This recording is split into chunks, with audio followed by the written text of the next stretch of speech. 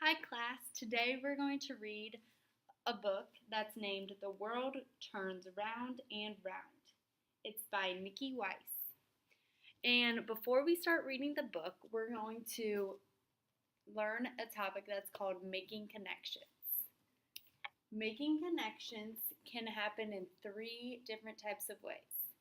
The first is text to text, so you can make connections by reading a book and comparing it to another book. Text to self, which is a book relating to yourself or someone you know. And text to world, so book relating to the world. Can any of you think of a text to text relation? Yes, you? You're right. Text to text could be a book we read, such as House on the Prairie, and you can connect that to a book you read with your parents, correct? What did you read with your parents? Yes, perfect. So he connected House on the Prairie to Finding Dory, the book. Can any of you think of text to self connections? Go ahead. You're right. Text to self connections are relating a book to something you've done. Okay, now the last one is text to world. So how can the text relate to the world? Does anyone have any ideas?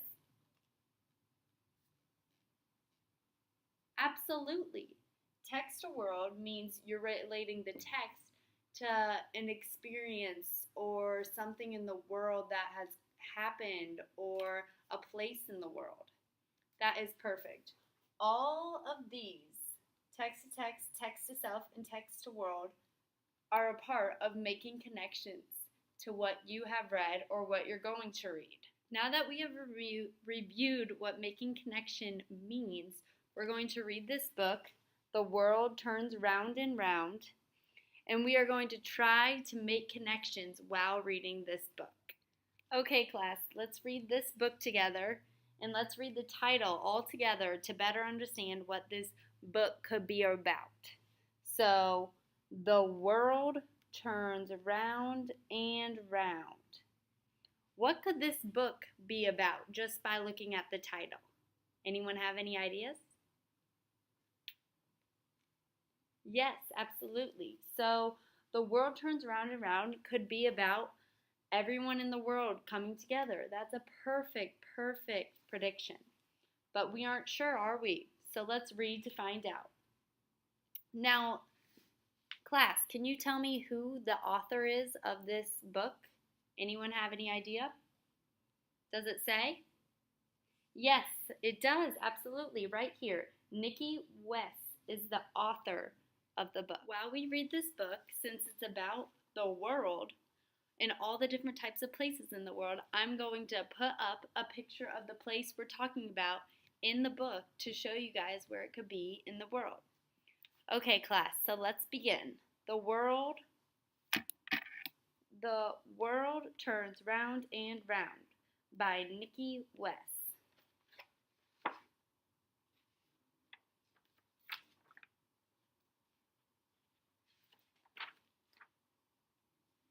What was sent to the brown-eyed boy from his abuela in Mexico? Okay, class, what do you think abuela means? Any ideas? Yes? Yes, maybe his sister? Uh-huh. His grandma? Okay. Abuela. Abuela is actually his grandma. So perfect. So from Tapalpa came a sombrero of straw. Oh, he never saw such a sombrero of straw from rural Mexico. So class, by looking at this picture and making connections, what do you think a sombrero is? I don't want you to raise your hands. I want you to turn and talk with your neighbor or someone in front of you to figure out what you think a sombrero could be. So class, after turning and talking with your neighbor, would you have any ideas of what a sombrero could be? Yes, go ahead. Perfect. A type of hat. Good job. What about you? A type of pant? Maybe. Any other ideas? Actually, a sombrero is right here in the picture. A sombrero is a type of hat that in Mexico many people wear. So it's right here. It's bigger, and you may have seen it if you've ever visited Mexico or if you know someone who is Hispanic. Maybe they have worn one before. Yes, a lot of times people wear it on their birthday in Mexico. Okay, now we're going to make connections to the world. So right here you can see this is a picture on a smaller map of Mexico. And the city of Mexico is Mexico City, located right here. All right, moving on, class. What was sent to the pigtailed girl from her aunt in Colorado? I wonder. From Durango came cowboy boots of blue, so shiny and new. Those cowboy boots of blue from the mountains of Colorado. Do any of you know where Colorado or have been to Colorado? Yes, you've been to Colorado? You've hiked mountains there. Yes, Colorado has a lot of mountains, as you can see in the picture. So what type of connection did he just make? A text to self. Yes, because he was able to relate to the text by saying he has personally been to Colorado. Perfect. Do any of you know what cowboy boots are? I want you guys to turn and talk to each other once again and try to talk about cowboy boots and what they are. When you guys were turning and talking to your neighbor, what did they say about cowboy boots? You have cowboy boots at home? Yes. Anyone else? You've worn cowboy boots to a rodeo? Correct. Perfect. Those are text-to-self connections. All right, here's the map of the United States. Does anyone know where Colorado is?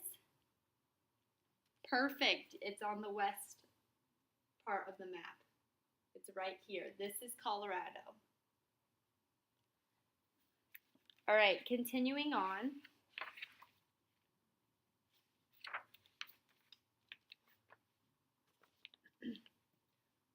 What was sent to the boy with curls from his Majoba in Kenya? From Nairobi came a dashika, so grand. He was proud to stand in what dashika, so grand, from Kenya on the African plain. Now, class, these were some hard words. Do any of you know where Kenya is? Can you find it anywhere in the text? Any clues where Kenya might be? Yes. They said African plain. Yes. So where would the African plain be? Africa. Perfect. Yes. Kenya is located in Africa. Now I want you guys to turn to talk to your neighbor again, and I want you to try to think of what a dashika might be. Dashika. Now look at this picture and try to determine what a dashika might be. Okay, class, were any of you able to think of what a dashiki might be? Yes? A type of hair? Okay, a type of hair, it could be that. What else? Any other ideas? A type of shoe? Okay. What did your partner think of? A type of shirt? Close, very good. So a dashiki is actually what he is wearing in this picture. It's a brightly colored shirt or tunic. So perfect, and it's worn in Africa very often. So here's a picture of Africa. Right here in the red is actually the part that's known as Kenya. And this is on the eastern part. Okay, now we're going to go to Japan. What was sent to the black-haired girl from her ohizen in Japan. From Kyoto came a kimono of green. How she felt like a queen in that kimono of green. From Japan, far over the sea. Okay, so class, what do you think is a kimono? By looking at context clues and looking at this. Perfect. So a kimono is a type of dress that is worn in Japan. She is wearing one right now. Now I'm going to show you a picture of Japan. Do any of you know where Japan is? Far over the sea?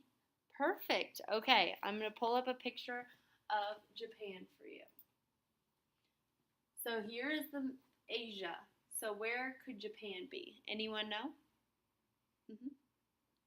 On the east area. Yes, perfect. Japan is right here. Right there is Japan.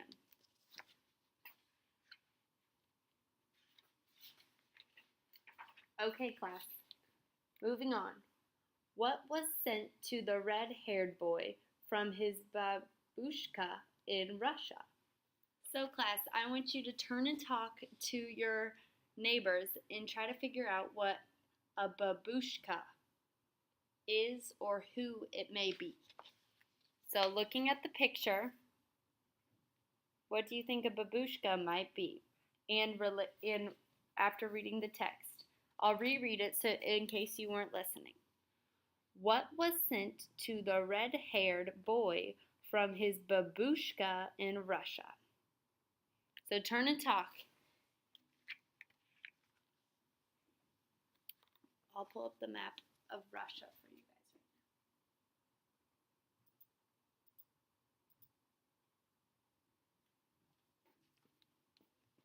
now. Did you guys think of any ideas? Go ahead. Okay, yes, it could be his sister. Any other ideas? It could be a package. It could be.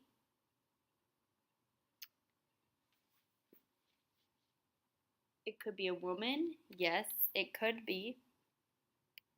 Any other ideas? Perfect. Yes, it's his grandmother. So a babushka is a grandmother. From Moscow came a shapka, a hat. How it pleased him, that little furry hat, from the far-off Russian land. Okay, class, I'm going to show you where Russia is. Russia is this huge area right here on top. Has anyone been to Russia or seen Russia on a movie? Like it's been taken in Russia or the scene was in Russia? Anyone? You have? Yes. Does anyone know anyone from Russia? Perfect. Yes, a friend. Okay, perfect. The world turns round and round. Good job, class. We're actually going to finish up the rest of this story next class period.